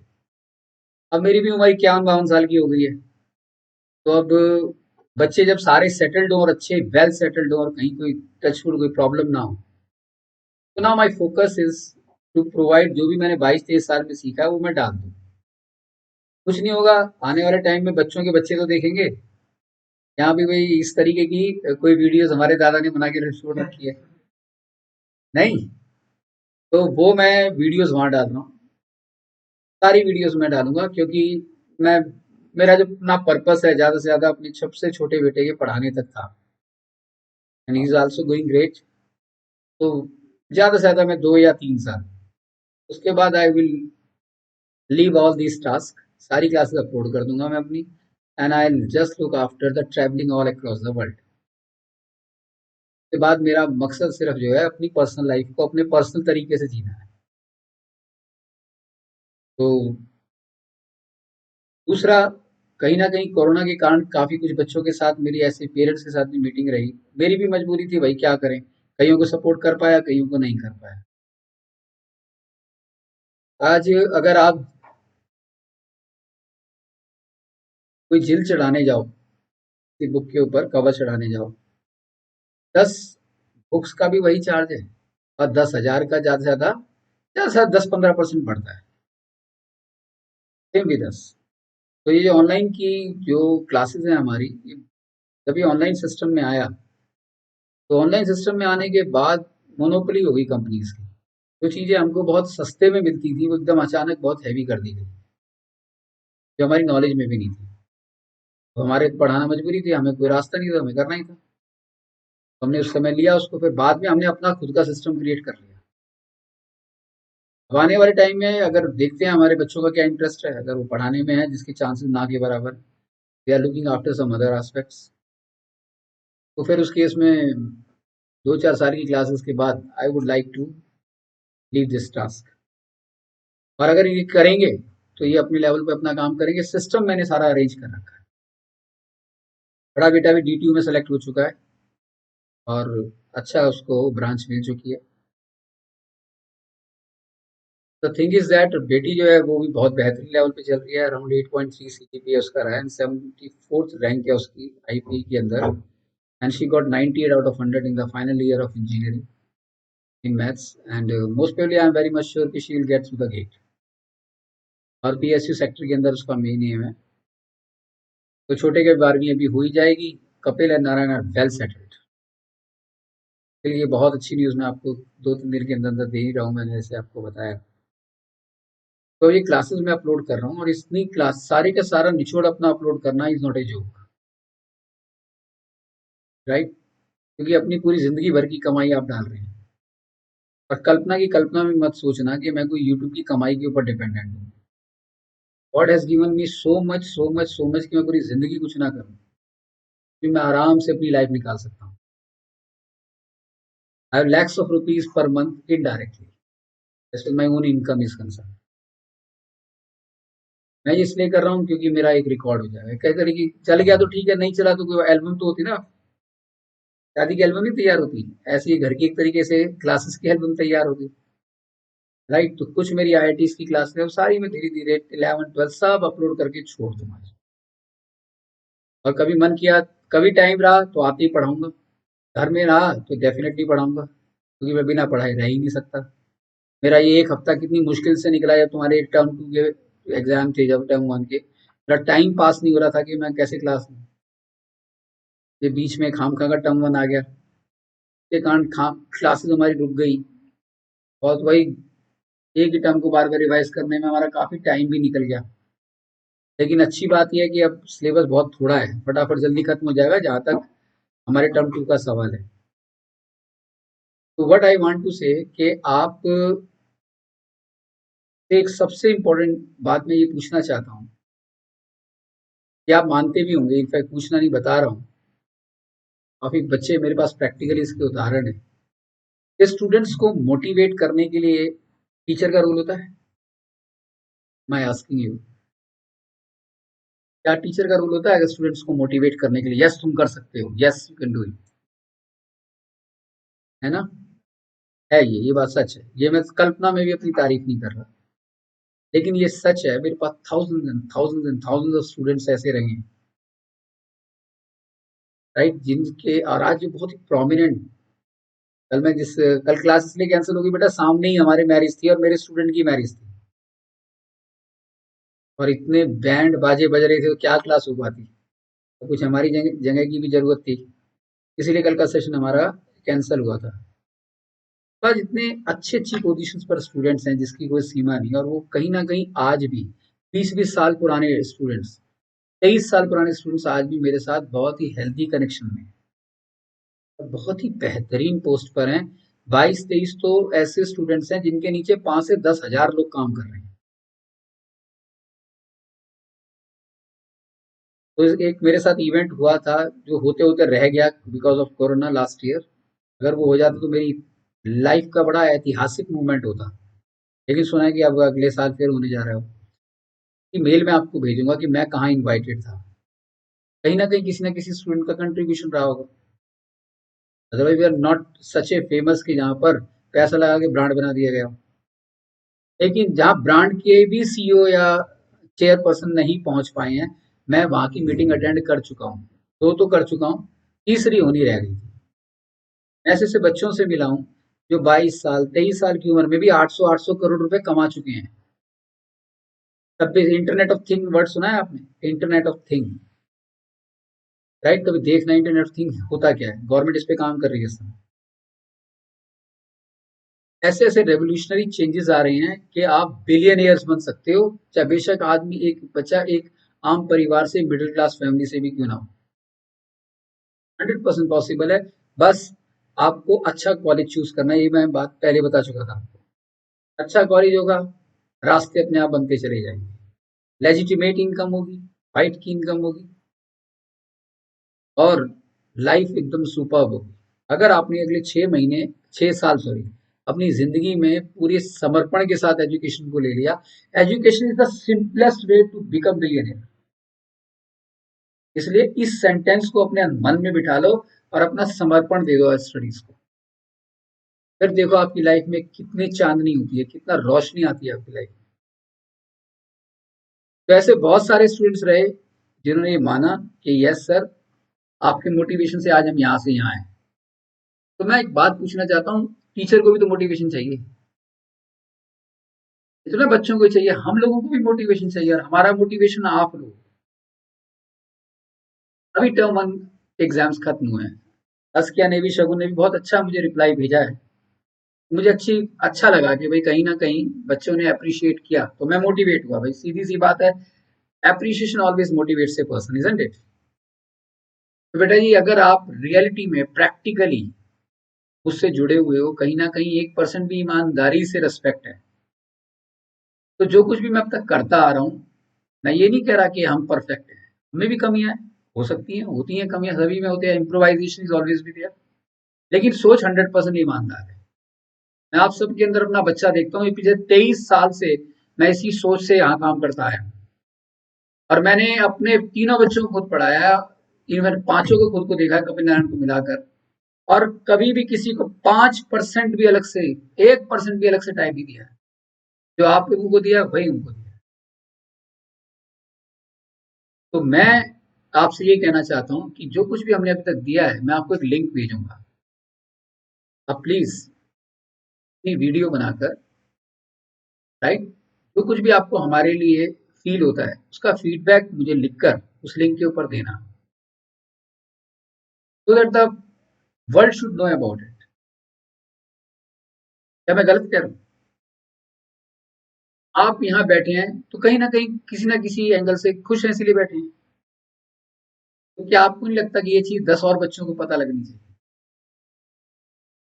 अगर आपके पेरेंट्स या आप चाहते हैं कि भाई आप हमारे थ्रू तरक्की करें, तो क्या आपका भी फर्ज नहीं बनता कि इंस्टीट्यूट पे आगे बढ़े?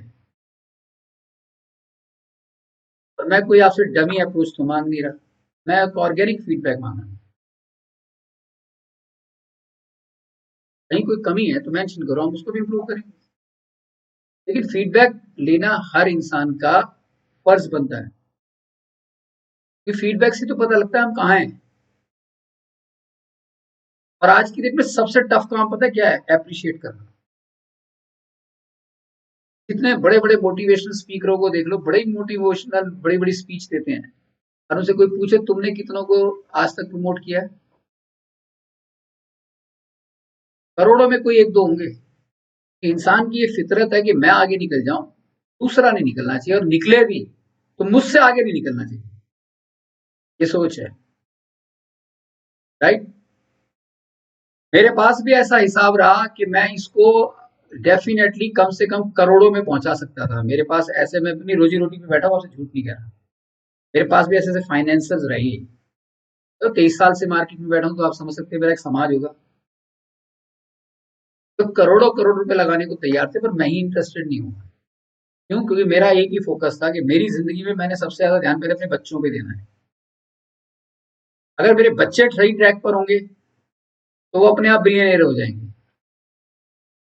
दिस इज गवर्नमेंट सर्विस में है, तो मैं घर पर काम करता हूँ, तो मैंने उनका ध्यान रखा, तो आज हम डेफिनेटली उसके एडवांटेज में भी है। अब सिचुएशन बन रही है, और अब सिचुएशन ऐसी बन रही है कि हम अपने लेवल पर इसको कहीं से कहीं पहुंचा सकते हैं, लेकिन ये भी मैं तब करूंगा जब मेरे घर के अपने बच्चे इंटरेस्टेड होंगे। नहीं होंगे, अपने अपनी फील्ड में जाओ और फिर मैं अपनी लाइफ को अपने लेवल पर जीऊंगा। अगर ये चाहेंगे तो मैं इनका साथ दे दूंगा। सारा सिस्टम मैंने तैयार कर रखा है। आज पैसा फेंको, business, money attracts money, right. नाम नहीं लूंगा, बहुत सारे इंस्टीट्यूट हैं, आपको पता है, फाइनेंस ओरिएंटेड है, फाइनेंस करा हुआ है तो पैसा आ रहा है। और फीडबैक्स उनके कितने हैं, कैसे हैं, ये तो कईयों को एहसास होगा, या कईयों का एहसास अब फेसबुक या जितने भी सोशल मीडिया के प्लेटफॉर्म है उस पर देखा जा सकता है।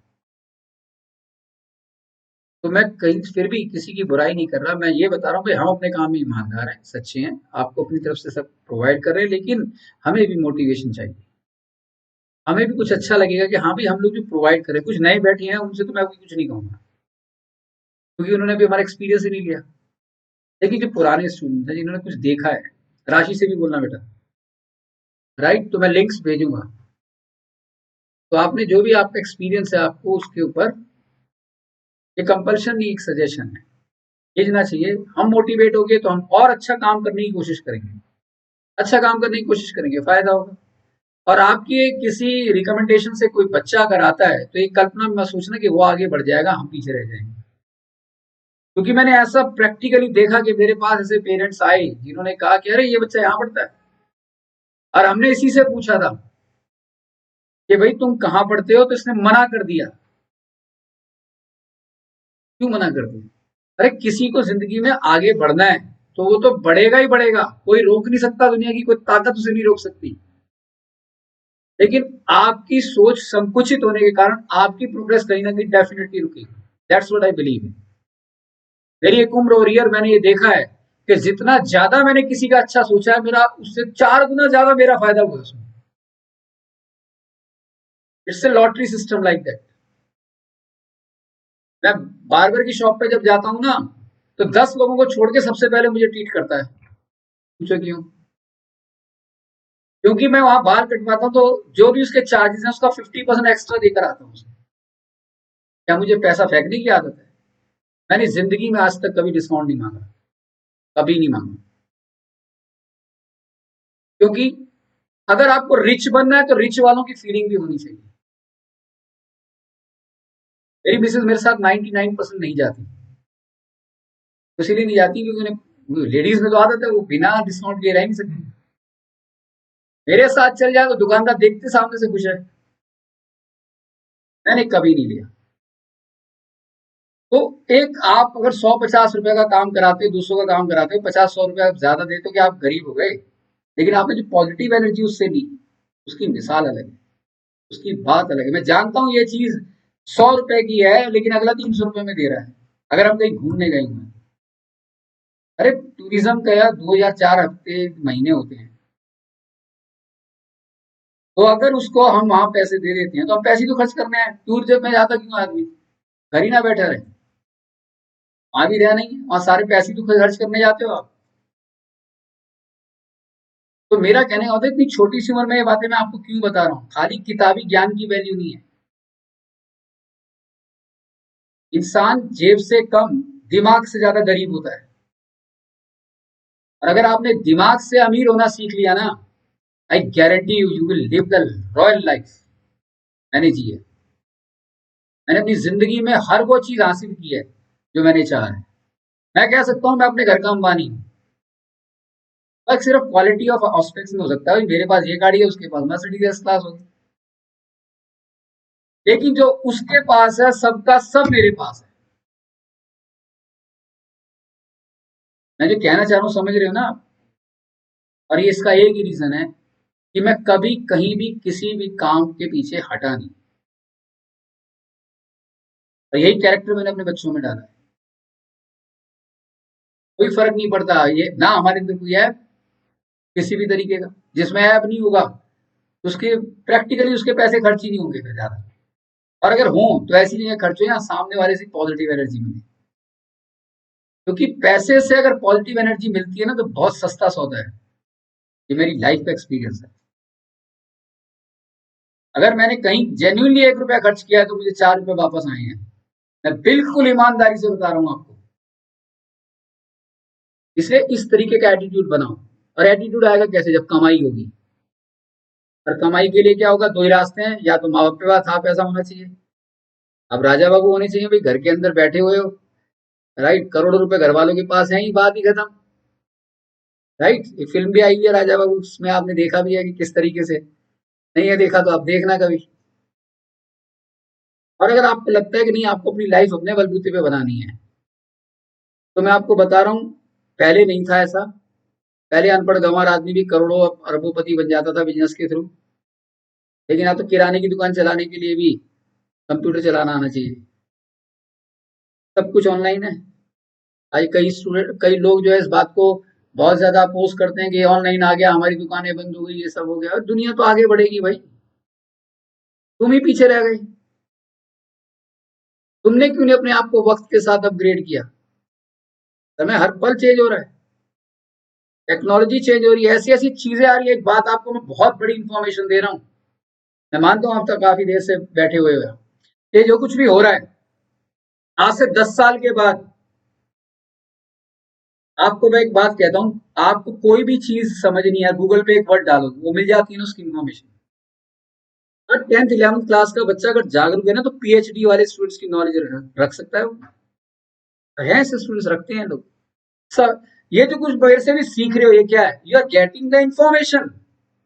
आप उसे इंफॉर्मेशन ले रहे हो, और information is not an intelligence. Right, कोई अगर ये सोचता हो कि मेरे 100% मार्क्स आ रहे हैं, मैं बहुत ब्रिलियंट हूँ, तो बहुत बड़ी गलत फहमी में है। हो सकता है जिसके 10% नंबर आ रहे हैं वो जीनियस हो जाए आने वाले टाइम में। ये बिल्कुल गलत इन्फॉर्मेशन है। अब ये जो कन्वेंशनल अप्रोच ऑफ एजुकेशन चलती आ रही है ना, बहुत जल्दी डिस्टर्ब होने जा रही है। आज से 10 साल के बाद कोई टीचर की जरूरत नहीं पड़ेगी। घर बैठे हुए ही 10 साल की, क्योंकि इंडिया के अंदर 10 साल, और बाहर तो ऐसा हो चुका है कि आर्टिफिशियल इंटेलिजेंस ऑलरेडी काम करना शुरू कर चुकी है। जापान में एक 7 स्टार होटल है जहां सारे एम्प्लॉयज जो है रॉबर्ट्स हैं। राइट, हर कंपनी में, हर फैक्ट्री के अंदर सब में रॉबोट्स काम करेंगे। आर्टिफिशियल इंटेलिजेंस के थ्रू सारा काम होगा, मैन पावर की जरूरत पड़ेगी, और एरर फ्री होगा, 100% एक्यूरेसी के साथ होगा। तो इंजीनियर बन के, डॉक्टर बन के क्या कमा लोगे? जो एक रोबोट ऑपरेशन कर देगा, वो एक इंसान, इंसान के साथ हमेशा पॉसिबिलिटी है, उसका 100% फ्री होगा यार। ये हो रहा है, 100% होने जा रहा है ये। राइट, जब आर्टिफिशियल इंटेलिजेंस पूरा अपना बड़ा रूप ले लेगी। इंटरनेट आया 1992 के अंदर, कुछ तब पैदा हुआ था, that is known as web 1। Social media is known as web 2। अब वेब 3 आ रहा है। यूट्यूब हो गया, फेसबुक हो गया, ये क्या है? ये सेंट्रलाइज सिस्टम है। ये कंट्रोल करते हैं, सारी इंफॉर्मेशन हमारी उनके पास है ना। वेब 3 में इनके पास नहीं रहेगी, हम ही मालिक होंगे उसके। तब आप यूट्यूब पे, जैसे आप देखते हो कुछ भी, आपको पैसा मिलता है, यूट्यूबर्स को मिलता है ना, जो हिट यूट्यूबर्स हैं। लेकिन वेब 3 आने के बाद जो देखेगा, उसको भी पैसे मिलेंगे। ऐसे ऐसे आर्टिफिशियल इंटेलिजेंस आने के बाद इंसान का महत्व नील हो जाएगा। राइट, इसलिए अपने आप को थोड़ा और अपग्रेड करो, इस किताबी ज्ञान से ज्यादा और ऊपर लेके जाओ, जिसके अंदर इंटेलिजेंस, क्योंकि आर्टिफिशियल इंटेलिजेंस क्या है? वो सोच नहीं सकता, वो प्रोग्राम्ड है, लेकिन ह्यूमन सोच सकता है। राइट, तो अपनी लाइफ में अवेयरनेस के साथ काम करो, जो भी कर रहे हो अपने आप से जागरूक रहो। अभी वो स्टेज आने में लगभग 8 से 10 साल लगेंगे। इतने इन द मीन वाइल आप लोगों का तो पार हो जाओगे, आप डिग्री विग्री करके कहीं ना कहीं वेल सेटल्ड होगे, और वो आर्टिफिशियल इंटेलिजेंस के क्रिएटर भी हो सकता है, आप ही हो जाओगे। राइट, लेकिन सिस्टम अब ऐसा आ रहा है कि इस किताबी ज्ञान की वैल्यू नील हो जाएगी। Information doesn't mean intelligence. जो आप कैप्चर करके क्या करोगे? डॉक्टर बनोगे, इंजीनियर बनोगे, बिजनेसमैन बनोगे। बिजनेसमैन हार्डली बहुत कम बनते हैं, इंडियन एजुकेशन तो वैसी नौकर क्रिएट करती है। या बिलीवर ही नहीं है कोई कि कोई एंटरप्रेन्योर बने। मैं हर बार पूछता हूँ भाई कितने ऐसे हैं जो अंबानी बनना चाहते हैं, हंस देते हैं। ऐसा क्या क्वेश्चन कर रहे हो, अंबानी क्या, क्यों भाई, वो कौन से बैकग्राउंड देखो ना उनकी, वो खानदानी पैसा लेके पैदा हुए थे क्या? क्यों नहीं बन, तुम्ही में से कोई एक अंबानी बन सकता है, क्यों नहीं बन सकता? सोच भी तो चाहिए। ये थोड़ा ना कि उठाया यूट्यूब पर बकवास देख रहे हो, फेसबुक पे बस चैटिंग ही हो रही है, सोशल मीडिया पे बस, और गेम खेल रहे हो बकवास, वो गोली वहां से चला रहा है, वो गोली वहां से चला रहा है, खत्म गेम हो।